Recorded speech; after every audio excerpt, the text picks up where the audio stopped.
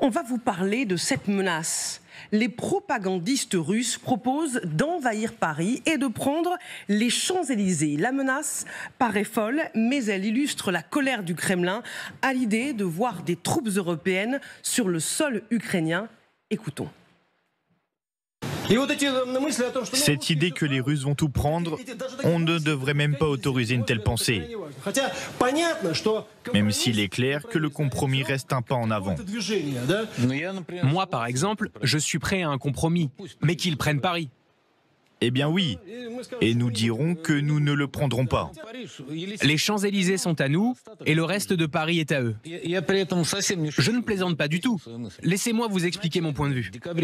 Au départ, en décembre 2021, nous avons déclaré que l'approche de l'OTAN de nos frontières était inacceptable. Je me souviens de ces images où Vladimir Poutine s'entretenait avec Pavel Zaroubine après un match de hockey.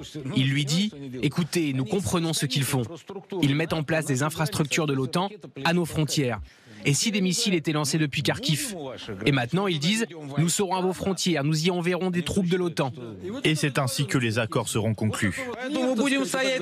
C'est pourquoi nous serons sur les Champs-Élysées. Et Macron nettoiera les bottes d'un officier russe. La formule est choc. Pour comprendre ce qui se joue, accueillons le général François Chevancy. Bonjour. Ravi de vous retrouver, consultant géopolitique pour LCI. Hélène Bonnet, bonjour. Éditorialiste, grand reporter, spécialiste des questions étrangères sur LCI. J'ai le plaisir également d'accueillir Aurélien Colson. Bonjour. Vous êtes professeur, co-directeur académique de l'Institut géopolitique et business de l'ESSEC. Et je précise que vous êtes également président du MoDem dans le Gard. Et également connecté avec nous, Christine Dugouin-Clément, bonjour.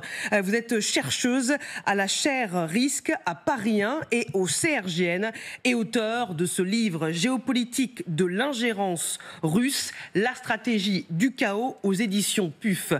Christine Dugouin-Clément, avant de vous entendre, général, je me tourne vers vous sur cette menace. Quel message envoie le Kremlin ? Dans la propagande, de toute façon, les Russes ne sont pas venus très souvent à Paris. En 1814-1815, je crois qu'ils ont fait un petit tour avec leurs Cosaques. C'est l'histoire. Maintenant, il faut être sérieux.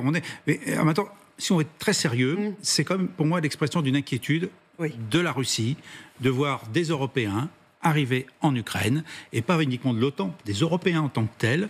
Et je pense que cette inquiétude, elle est transmise comme cela, par un excès de langage.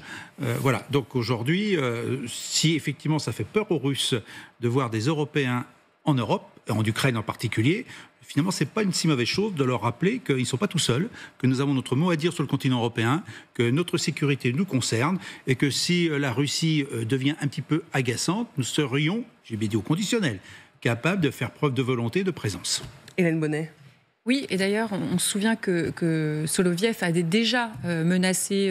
Alors, il se demandait s'il fallait viser avec le nucléaire Paris ou Marseille. Oui. Voilà, c'était en mars 2024, et c'était au moment où Emmanuel Macron avait mentionné un potentiel envoi de troupes en Ukraine. Donc on voit que c'est toujours le même sujet qui les préoccupe. Et effectivement, c'est un signalement pour dire voilà notre ligne rouge. Alors avec tout l'excès, effectivement, dans la manière de l'exprimer. Aurélien Colson, la France est particulièrement visée parce qu'on sait qu'Emmanuel Macron, avec le Royaume-Uni, fait partie des pays qui sont en première ligne pour défendre justement cette force de réassurance qui garantirait la sécurité de l'Ukraine. Mais cet extrait que vous venez à l'instant, là, c'est la répétition de la même logrée depuis le début. Quand on réécoute la déclaration de Vladimir Poutine lui-même, quand il annonce dans la nuit du 24 février 2022, je prends la décision de lancer cette opération spéciale, il annonce déjà, ne venez pas interférer, vous, pays occidentaux, parce que sinon, vous verrez des conséquences jamais encore vues. Bon, on est intervenu, on a aidé et on a vu. À savoir qu'en fait, il y a une répétition de ce coup de poker qui dit « surtout ne venez pas, sinon je vais me fâcher vraiment extrêmement fortement ». Et ça a été la même chose quand on a dit « on va envoyer des chars ». Poutine a dit « n'envoyez pas des chars, sinon je réagirai ». « On va envoyer des F-16, ne réagissez pas, sinon… etc. » Et là, c'est la même logorée très violente qui essaye de nous frapper d'effroi. Mais je rappelle que Soloviev a son propre fils qui vit à Londres, et donc c'est la garantie absolue que jamais Soloviev ou les Russes qui ont leurs enfants, leurs maîtresses et leurs fortunes cachées en Europe n'enverront des bombes sur les capitales européennes. Jamais. C'est très bien de rappeler cette réalité-là, évidemment. Derrière, évidemment, les coups de menton donnés à la télévision russe. Christine Dugouin-Clément, bonjour. Vous êtes évidemment connectée avec nous. Cette menace, elle s'inscrit dans le discours du Kremlin, dans le discours de Poutine, comme l'ont très bien rappelé nos experts. Sergueï Lavrov qui a rappelé les plans de l'Occident d'envoyer en Ukraine des forces qui deviendraient en fait occupantes pour contenir la Russie ne sont pas une méthode appropriée. C'est clair.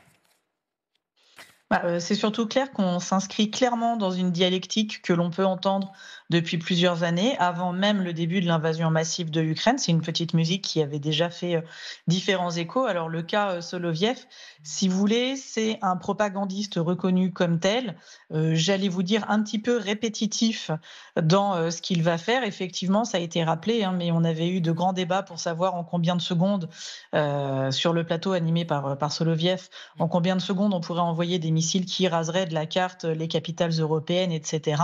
Ce qui est intéressant, c'est que tout ça rentre dans une machine globale où vous allez être du plus paroxystique qui peut parfois tendre vers le burlesque à des choses qui sont plus sérieuses, comme une prise de parole officielle d'un ministre. Mais on est exactement dans cette même projection de puissance où on va mettre en avant une forme de dissuasion en expliquant qu'on a une force militaire extrêmement puissante et qu'on n'hésitera pas à s'en servir au-delà.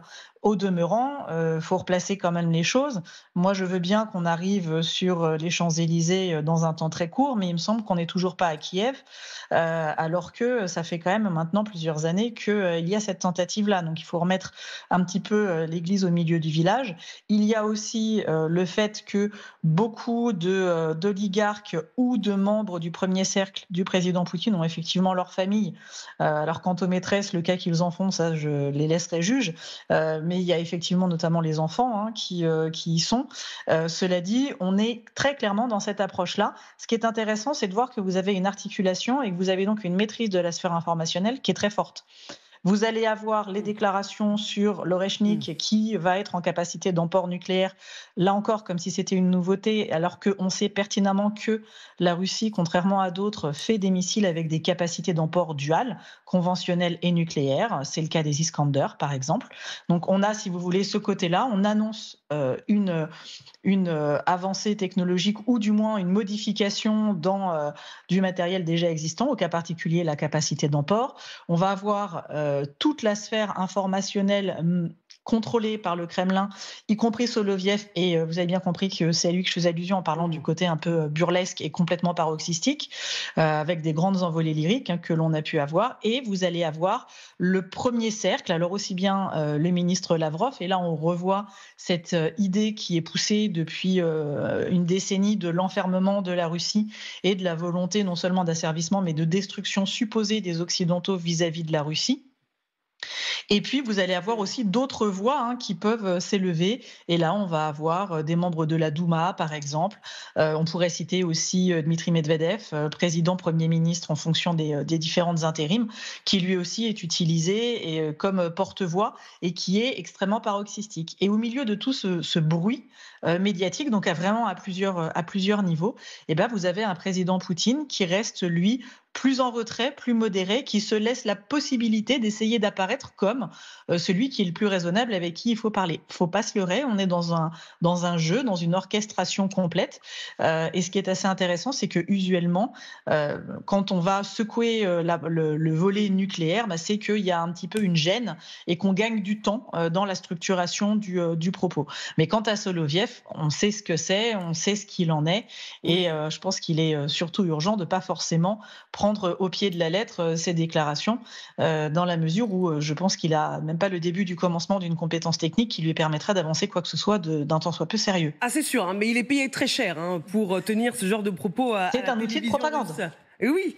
Hélène, est-ce qu'il s'adresse aussi à l'opinion publique russe, une manière de dire on va se défendre contre un Occident qui cherche à nous attaquer ?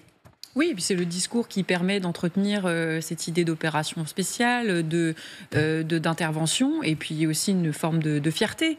Quand on écoute les reportages de notre collègue Jérôme Garraud en Russie, voilà, l'idée de mobiliser toujours la population russe contre cet Occident qui veut nous agresser, qui veut toujours en grignoter davantage, ça participe effectivement, et ça parle peut-être plus à l'opinion russe peut-être qu'à nous qui ne prenons pas trop ça au sérieux.